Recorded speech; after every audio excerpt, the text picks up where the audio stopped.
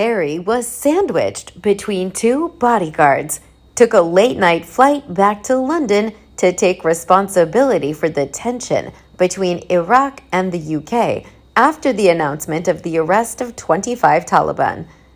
Hello, friends. Welcome to Breaking Royal News about the notorious hypocritical couple, Harry and Meghan Markle, on our Kate Middleton and the Queen News version 2 channel. Prince Harry's admission that he killed 25 Taliban in Afghanistan has been exploited by the Iranian government to attack Britain in the midst of the growing controversy surrounding Ali Reza's Akbara's death. Iran said in a series of tweets that Britain was in no position to lecture in response to the assassination of the dual British-Iranian person who was charged with spying. In this context, experts suspect that Harry will have to take the earliest flight to England to be held accountable for his foolish statements. The Duke of Sussex was accused of having no regrets over the deaths of innocent people, and Britain was accused of enabling this war crime, according to the official Twitter account of the Iranian Foreign Ministry. His remarks, which reportedly raised security concerns, have already given the Taliban and radical Anjem Choudhury material to use in their propaganda campaigns against British forces. The former soldier described in his book how, while serving in Afghanistan roughly 10 years ago, he had shot and killed 25 insurgents, feeling neither joy nor guilt about his deeds. He continued by saying that he felt he dehumanized his victims by treating them like chess pieces rather than actual humans in order to deal with the happenings.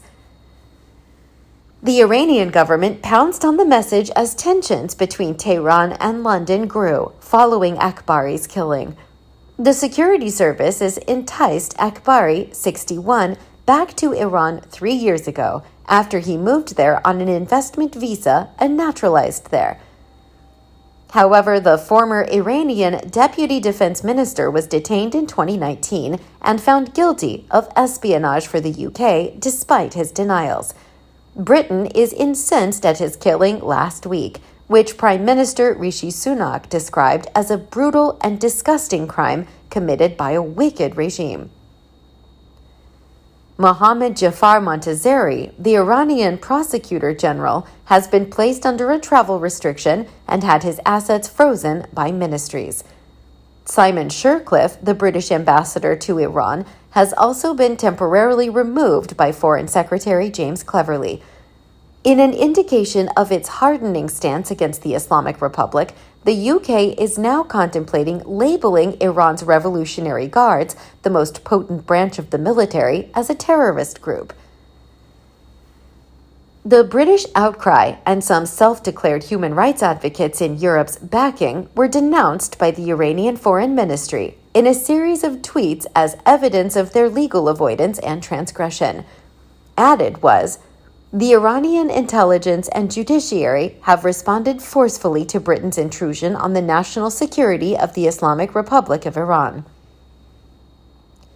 The West and Iran are already at odds over Tehran's regression of statewide demonstrations for women's rights and its backing for Russia's use of drones to invade Ukraine.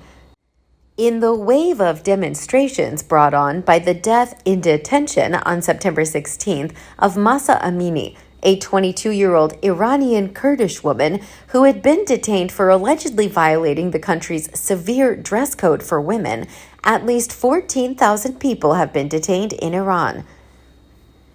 In the skirmishes between Iran's security forces and demonstrators, journalists, filmmakers, attorneys, and activists have all been detained.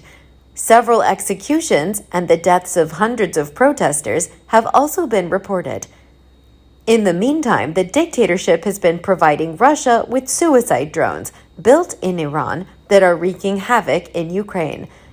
They have been employed by Moscow against facilities and infrastructure utilized by the general public, including power plants. Harry served in the British Army for 10 years before beginning his full-time royal responsibilities in 2015. He served there for 2 deployments in Afghanistan during that period.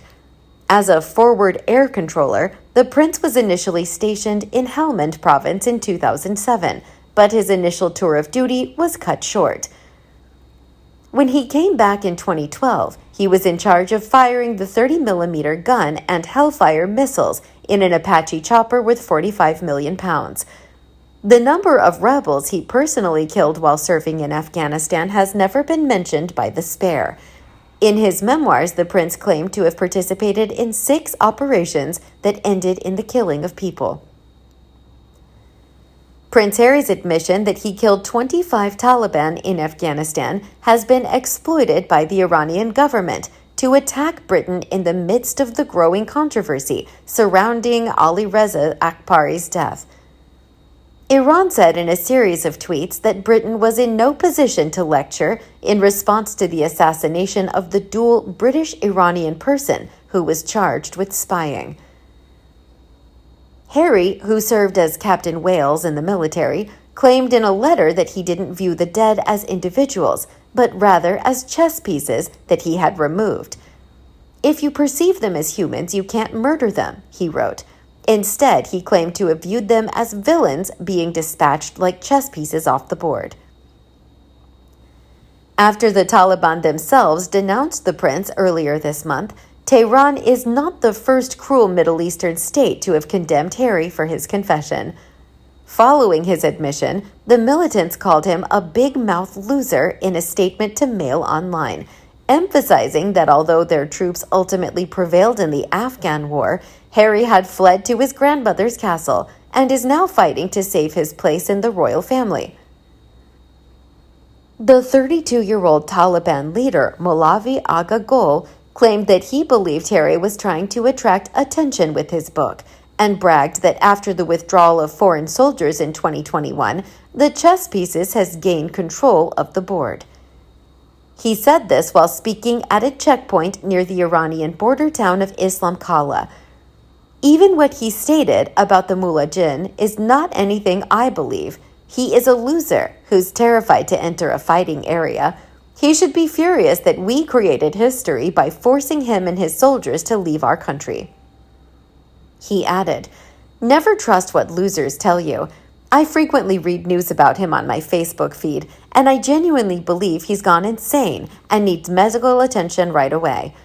Even if he thinks he killed 25 Taliban, his invader pals are burning in hell, not in paradise.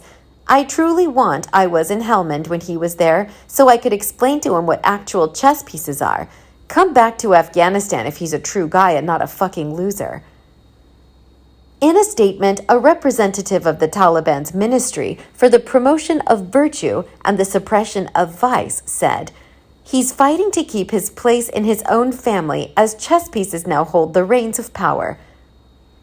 Prince Harry's remarks, according to the Taliban's foreign ministry spokesperson Abul Kahar Balki, were a microcosm of the agony Afghans endured at the hands of occupying soldiers. A probe into the prince was requested by Molavi Kermadun, a Taliban leader in the city of Ghor, in the following words. He says he killed the Taliban, but it might have been civilians.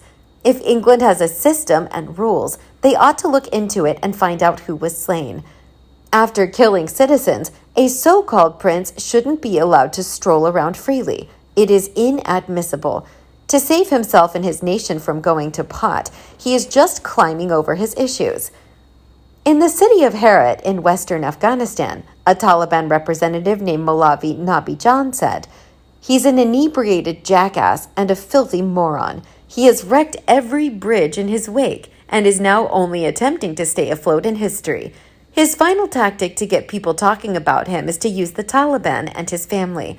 He's someone I know well.